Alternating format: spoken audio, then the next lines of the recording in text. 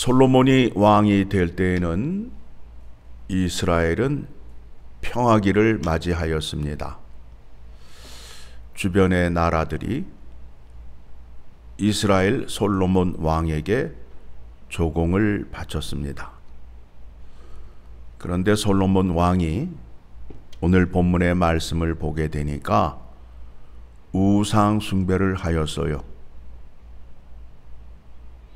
이방 신들을 들여와서 산당을 짓고 그곳에서 그 신들을 섬겼다고 합니다.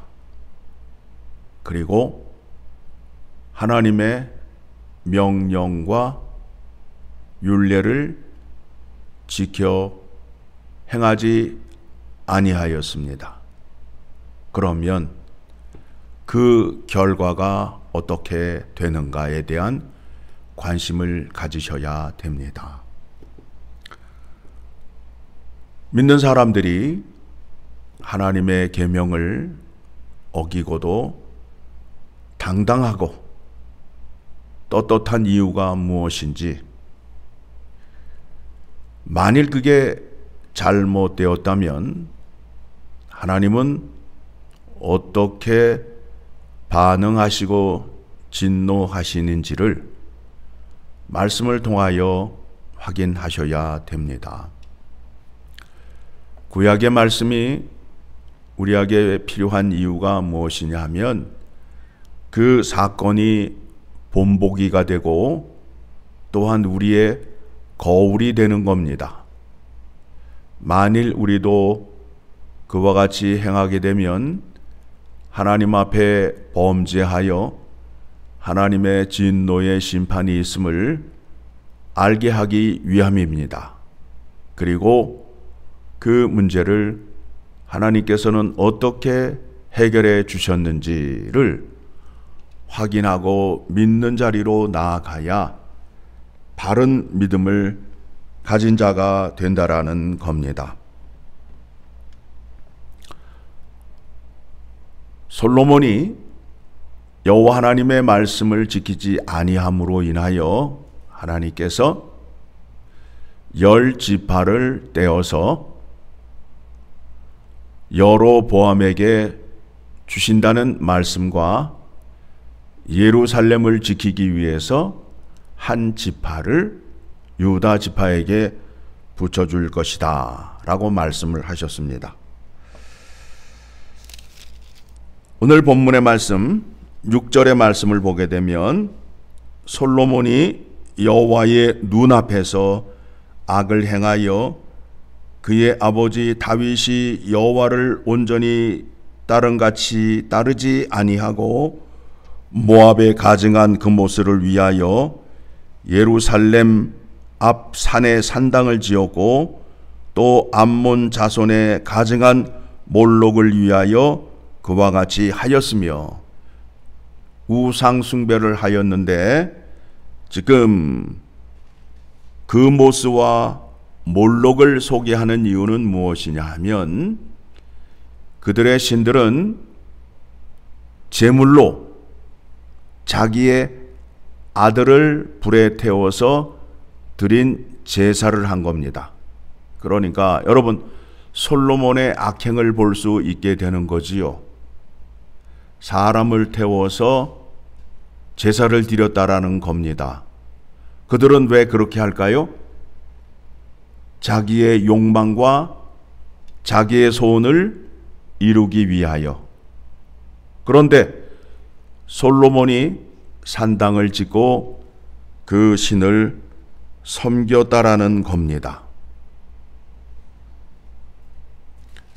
8절, 그가 또 그의 이방 여신들을 위하여 다 그와 같이 한지라. 그들이 자기 신들에게 분향하며 제사하였더라. 자, 예루살렘 성은 예루살렘 산 꼭대기에 있잖아요. 거기에 솔로몬 궁을 짓고 결혼하는 여인을 데려올 적마다 그들이 살 수 있는 집을 지어주고 그 안에 산당을 신을 모시게 하였다라는 겁니다. 그러니 여러분 한번 생각해 보시기 바랍니다. 집은 이어서 지었거든요. 이어서 지으니까 그 산에서부터 산당을 짓기 시작되었다면 그 집이 어떻게 되겠어요? 밑으로 쭉 이어질 거 아닙니까? 쭉 이어질 거 아닙니까? 아내가 몇 명이었다고요? 700에 첩이 300 아니에요. 그러니 그 숫자가 얼마나 많겠어요.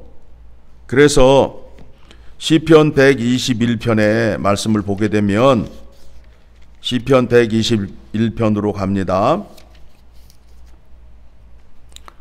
여러분들이 즐겨 부르시는 그 찬양 가운데 1절 내가 산을 향하여 눈을 들리라 나의 도움이 어디서 올까 나의 도움은 천지를 지으신 여호와에게서로다.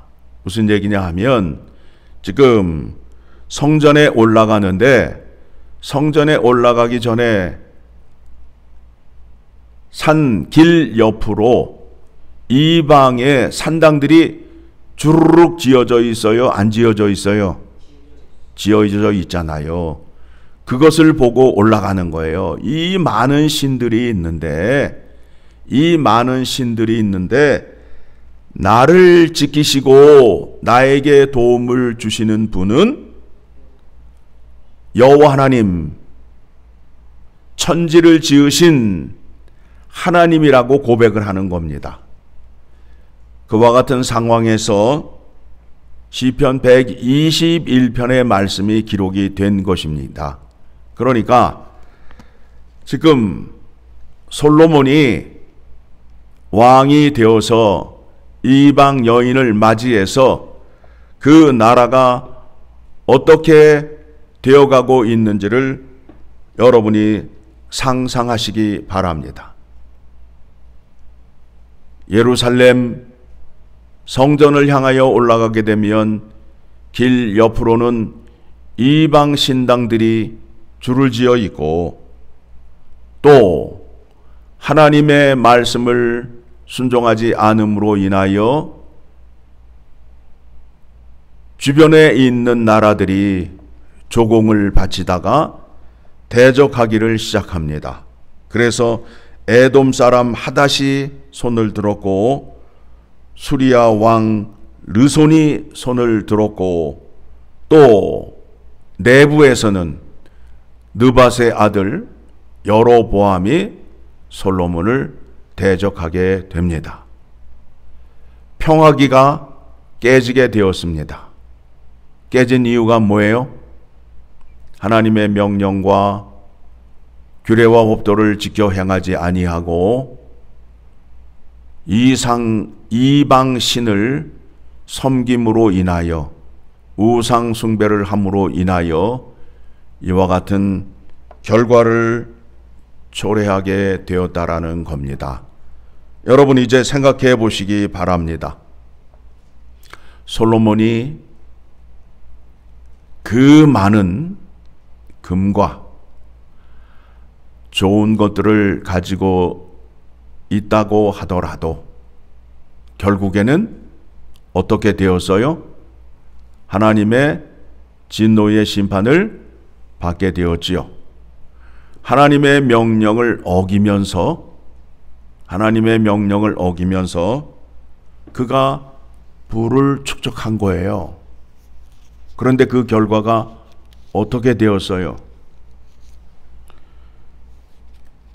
9절의 말씀입니다. 같이 읽습니다. 솔로몬이 마음을 돌려 이스라엘의 하나님 여호와를 떠남으로 여호와께서 그에게 진노하시니라. 여호와께서 일찍이 2번이나 그에게 나타나시고 경고를 했어요. 2번이나. 그런데도 말을 듣고 있다, 안 듣고 있다? 안 듣고 있다. 여러분, 성경의 말씀에 이렇게 기록이 분명히 되어 있는데 여러분들이 지금까지 왜 이 말씀을 깨닫지 못했을까요? 물질이라는 우상 숭배가 내 눈을 가렸기 때문에 이 말씀이 눈에 보이지 않았던 거예요. 그저 솔로몬처럼 금은보화를 많이 갖고 잘 살았으면 좋겠다 라는 마음만 가득했던 것입니다. 그의 결말이 그가 어떻게 인생을 마치었는지에 대해서는 그 나라가 어떻게 되었는가에 대해서는 관심이 없었던 것입니다. 10절 이 일에 대하여 명령하사 다른 신들을 따르지 말라 하셨으나 그가 여호와의 명령을 지키지 않았으므로 우상숭배를 하고 있기에 우상숭배를 하지 말라 하고 명령을 했는데도 따랐다 안 따랐다? 안 따랐다. 그렇죠? 11절 여호와께서 솔로몬에게 말씀하시되 내게 이러한 일이 있었고 또 내가 내 언약과 내가 내게 명령한 법도를 지키지 아니하였으니 내가 반드시 이 나라를 내게서 빼앗아 내 신하에게 주리라. 네가 내가 명령한 법도와 규례를 지켜 행하지 아니하는데 이 나라를 너에게 줄 이유가 있느냐?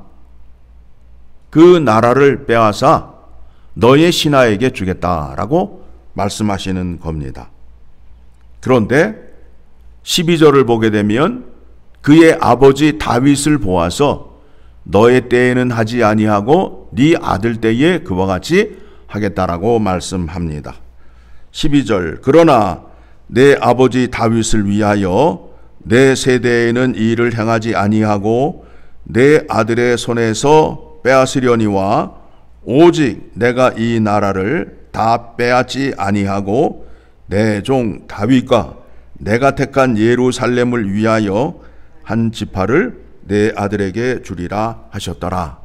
다윗을 위하여 무슨 말씀이죠? 다윗과 맺은 언약 때문에 다윗의 씨를 통하여 견고한 나라와 영원한 나라를 세우겠다라는 약속을 하셨잖아요.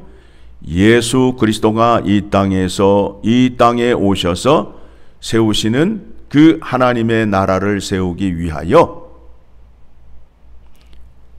다윗과 약속한 것을 지키시겠다라는 약속입니다.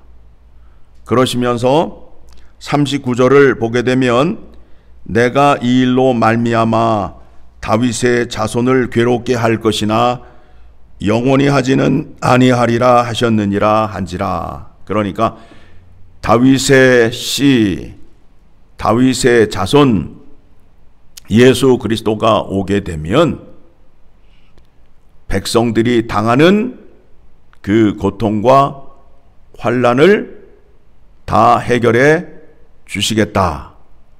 그 아들을 통하여 견고한 터 위에 영원한 나라를 세우시겠다라는 하나님의 약속과 의지를 볼 수 있게 됩니다. 자, 그러면 이제 솔로몬이 하나님께 은혜를 많이 받아서 부귀영화를 누리며 살았는데 결국에는 어떻게 되었다고요? 하나님의 진노의 심판을 받았잖아요. 그래서 그가 인생 말년에 지은 시가 있습니다. 전도서입니다. 전도서의 시작은 전도자가 이르되 헛되고 헛되며 헛되고 헛되니 모든 것이 헛되도다. 그러면서 12장 13절의 말씀을 보게 되면 자, 우리가 지금까지 다윗이